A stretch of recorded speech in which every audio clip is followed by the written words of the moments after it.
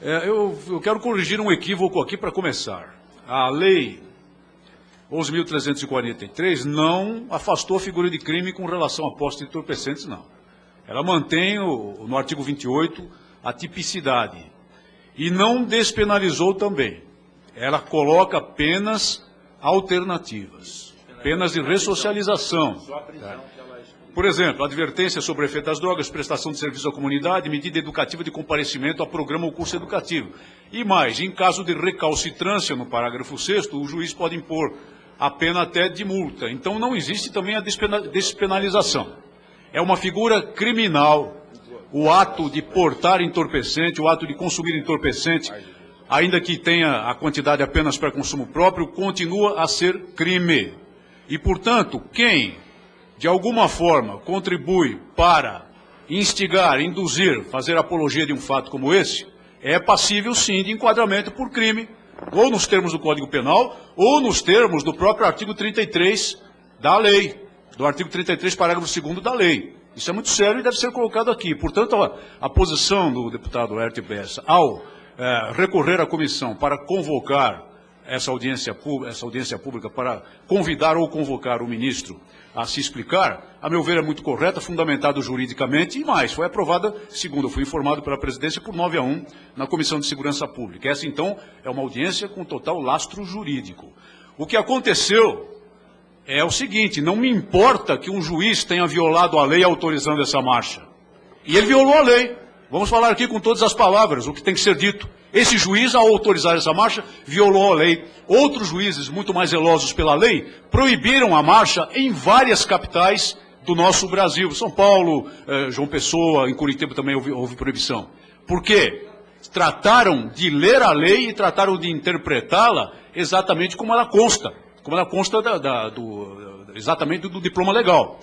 Muito bem. Foi um ato temerário. Foi um ato temerário porque o ministro Carlos Mink emprestou o seu prestígio a uma marcha ilegal. E não tem como deixar de fazer com que esse prestígio seja poderoso devido à figura pública que ele é. A figura pública extremamente conhecida que ele é. Então, naquele deboche que eram todas aquelas pessoas nitidamente chapadas, para usar uma expressão popular, participando daquela marcha e gritando maconha, maconha, sou maconheiro, etc., ele emprestou o prestígio dele a isso. Então isso é muito grave. Eu até gostei, me pareceu até muito inteligente a figura que o deputado Biscaia fez aqui, mas a réplica em relação a ele do deputado Bessa também é muito pertinente. Então o caso tem que ser analisado, sim, à luz de um possível ato criminoso. Esse é o foco da convocação dessa comissão. Mas eu quero falar de outro assunto que é completamente pertinente e relacionado. O exemplo dado pelo ministro Carlos Mink, que aliás já sugere até mecanismos de legalização do tráfico de entorpecentes no Brasil, com os cafés maconha, que existem efetivamente na Holanda, é de tal modo interessante que lá na Holanda, no café maconha, hoje, é permitido, obviamente, e é vendido, e portanto existe o tráfico institucionalizado e protegido pelo governo, é proibida a venda individual, de porções individuais de maconha e o consumo individual de maconha. No entanto, é proibido, sabe o quê? O consumo de tabaco, porque tabaco faz mal. Maconha não faz mal.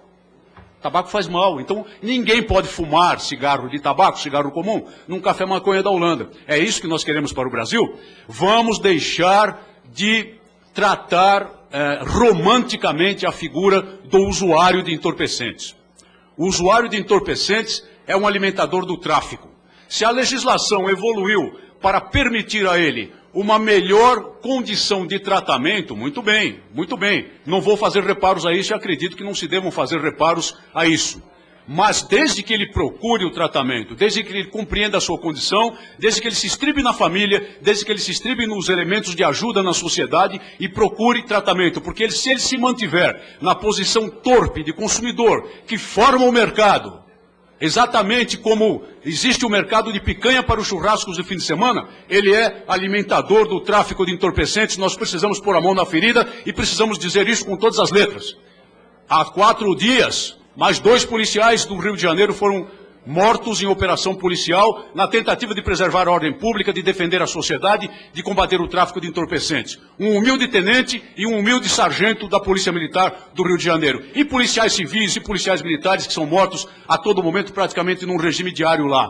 Eu acuso os usuários de entorpecentes de terem as mãos sujas de sangue desses policiais, bravos policiais, leais policiais, que perdem a vida no enfrentamento do crime. Não acredito em legalização.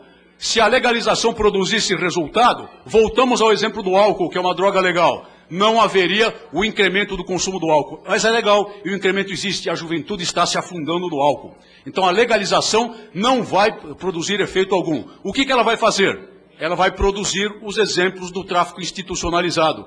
Ela vai tornar os barões da droga empresários, como, aliás, eles se apresentam nos círculos do crime e se apresentam no interior das cadeias e nos depoimentos que eles coletam.